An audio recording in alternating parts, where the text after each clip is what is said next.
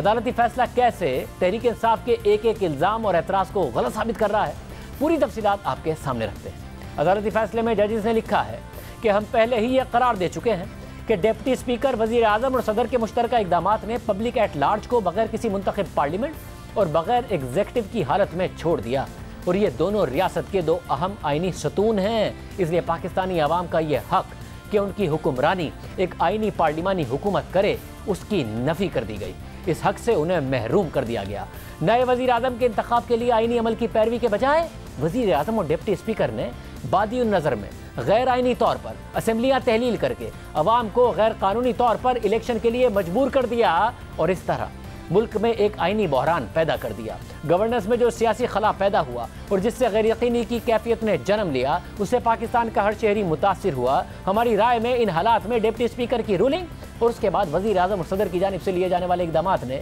बादी नज़र में अपोजिशन जमातों और अवाम की बुनियादी हुकूक की खिलाफ वर्जी की।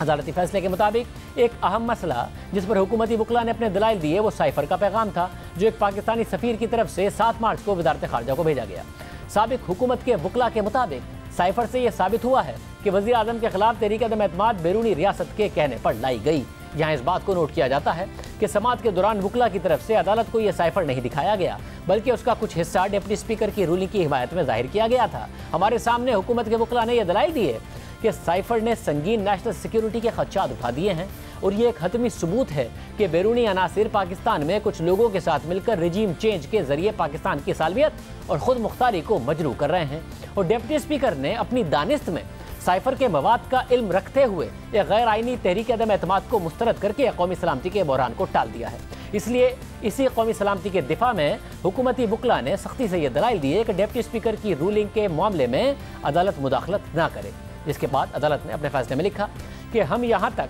तो इस बात से इत्तफाक करते हैं कि अदालत के पास नेशनल सिक्योरिटी से मुतालिक हुकूमती फैसलों पर एक महदूद दायरा कार है, लेकिन हम हुकूमती वकील की दीगर बातों में ज़्यादा वजन नहीं देखते। अदालती फैसले के मुताबिक जब हुकूमत ने कौमी सलामती को अपने उस फैसले को बरकरार रखने के लिए एक दिफा के तौर पर लिया जो बादी नज़र में एक गैर आइनी फैसला है, तो हुकूमत पाबंद है कि वो अपने इस दिफा की हकीकत को साबित करे, और ऐसा करने के लिए हुकूमत को सबूत पेश करने होंगे ताकि वो कानूनी जांच पड़ताल से बच सके। लेकिन यहाँ हुकूमत ने कौमी सलामती और बैरूनी मुदाखलत के दावे के दिफा का सारा केस सिर्फ एक साइफर पर रखा, जिसका मवाद ना हमें दिखाया गया और ना ही कौमी सलामती के उन अराकीन को जिन पर इल्ज़ाम है कि वो इस बैरूनी साजिश में मुलविस थे, और ना ही कौमी असम्बली के उन अराकीन को जिन पर इल्ज़ाम है कि वो इस बैरूनी साजिश में मुलविस थे। ना ही कोई दीगर सबूत हमारे सामने या कौमी असम्बली के सामने रखे गए, ना ही कौमी असम्बली के अराकीन के नामों की तफसीलात दी गई जिन पर साजिश और दीगर अराकीन या सियासी जमातों को तहरीक अदम एतमाद के हक में वोट देने के लिए मुबैना लालच या जबर इस्तेमाल करने का इल्ज़ाम है।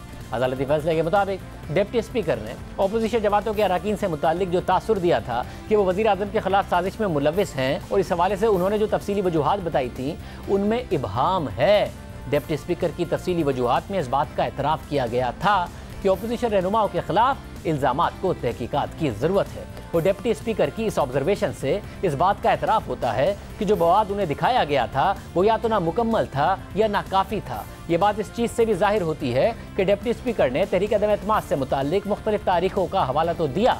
लेकिन पाकिस्तान से किसी शख्स का नाम नहीं लिया जो इस मुबैना साजिश में मुलविस थे। और मुमकिन है कि यही वजह हो कि डिप्टी स्पीकर ने इस हवाले से जामे तहकीकात की सिफारिश की ताकि वज़ीर आज़म और वज़ीर कानून के इस मौक़िफ़ की तस्दीक हो सके कि हुकूमत के खिलाफ अपोजिशन जमातों की मदद से बैरूनी साजिश चल रही थी। लेकिन 7 मार्च 2022 को साइफर मिलने के बावजूद इसमें मौजूद मालूमात की हुकूमत ने तहकीकात नहीं करवाई, और ना ही 28 मार्च और 31 मार्च को होने वाले कौमी असम्बली के इजलास में इसके मवाद की तरफ इशारा किया गया, और ना ही अपोजिशन जमातों के खिलाफ लगाए जाने वाले इल्ज़ामात और उनके सामने रखे गए। और ये सिर्फ उस वक्त हुआ जब 3 अप्रैल को तहरीक अदम एतमाद ऑर्डर ऑफ द डे के मुताबिक वोटिंग के लिए असम्बली में फिक्स हुई, तो वज़ीर कानून ने पहली दफ़ा ये मामला कौमी असम्बली में उठा दिया और डिप्टी स्पीकर से कहा गया कि वो तहरीक अदम एतमाद की आइनी हैसियत पर फैसला करें। अदालती फैसले के मुताबिक 2 अप्रैल को वज़ीर कानून फवाद चौधरी ने बयान दिया कि काबीना ने इस हवाले से कमीशन कायम करने की मंजूरी दी है ताकि मुबैना बैरूनी साजिश की तहकीकात करवाई जाए, और हुकूमत का यह फैसला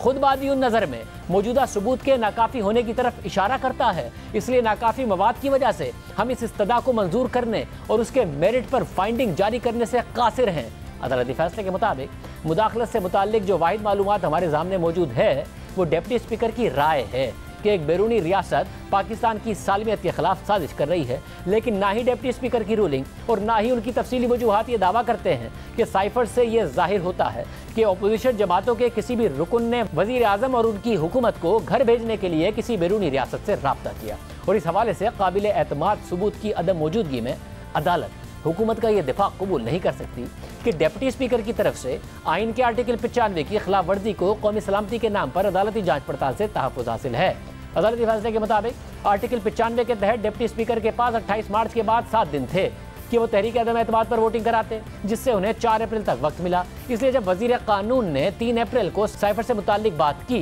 तो डिप्टी स्पीकर के पास मौका था कि वो साइफर के मवाद और उसके असरात से मुताल्लिक कौमी असम्बली में बहस करवाते, लेकिन किसी भी रुकन असम्बली को सुने बगैर डिप्टी स्पीकर ने सिर्फ वजीर कानून के इल्ज़ामात पर तहरीक अदम एतमाद को ही मुस्तरद कर दिया। और ऐसा करते वक्त डिप्टी स्पीकर ने न सिर्फ आर्टिकल 95 की शिकों को नज़रअंदाज किया, बल्कि आर्टिकल 5 से मुताल्लिक भी रूलिंग दी जो उनके दायरे कार से ही बाहर था। और ये बात इस मामले से अलग है कि अपोजिशन जमातों के उन अरकान को सुना ही नहीं गया जिन पर रियासत से गद्दारी के इल्ज़ामात लगाए गए थे। अदालती फैसले के मुताबिक डिप्टी स्पीकर की तफसीली वजूहात और काबीना के फैसले ने इस बात को तस्लीम किया कि अपोजिशन जमातों और बैरूनी रियासत के मुबैना गठजोड़ को साबित करने के लिए इंक्वायरी की ज़रूरत है। और ऐसी इंक्वायरी या तो वो कमीशन कर सकता है जिसकी तश्कील 2017 के एक्ट के तहत हुकूमत दे सकती है, या कोई स्पेशलाइज्ड कमीशन इसकी इंक्वायरी कर सकता है जिसकी तश्कील एक्ट ऑफ पार्लियामेंट या ऑर्डिनेंस के जरिए दी जा सकती है। दूसरा तरीका वो है जो 2015 में साबिक सदर ममनून हुसैन ने अपनाया था और जनरल इलेक्शन 2013 की इंक्वायरी कमीशन तश्कील दिया था। हुकूमत का यह मौक़िफ़ कि अदालत कौमी सलामती के दिफा और पाकिस्तान की सालमियत की खिलाफ वर्जी के इल्ज़ामात का खुद नोटिस ले, उसकी कोई नज़ीर मौजूद नहीं है और सबूतों की अदम मौजूदगी में अदालत के पास इंक्वायरी के आगाज़ का दायरा कार ही नहीं है। और जहाँ तक स्पीकर की तरफ से तहरीक अदम एतमाद को मुस्तरद करने का मुतालबा है